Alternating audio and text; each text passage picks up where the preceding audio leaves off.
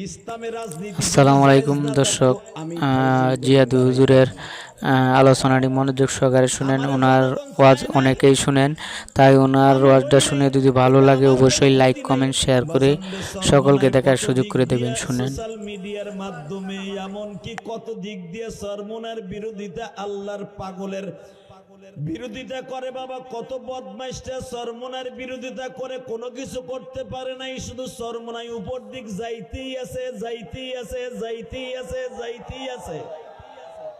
কারণ দুনিয়ার রাজনীতি করে বাবা মানুষকে খুশি করার জন্য না, একমাত্র মাওলারে খুশি করার লাগিয়া।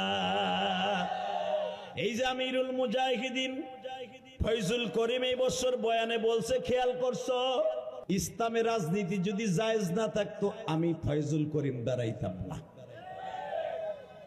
আমারে জনগণ চায় নাই, আমি হই নাই, এতে আমার কোনো ক্ষতি নাই।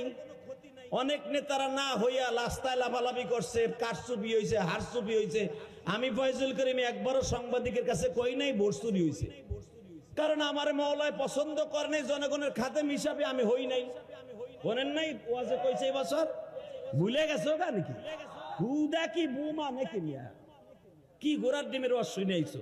আমি তো নিজে ছিলাম, আল্লাহর কুতুব কি কি কইছে। আল্লাহু আকবার জোরে বলতে পারলেন না? তো মাওলার ভালোবাসার জন্য সে রাজনীতি করছে, আসলে মানুষের ভালোবাসা পাওয়ার জন্য না।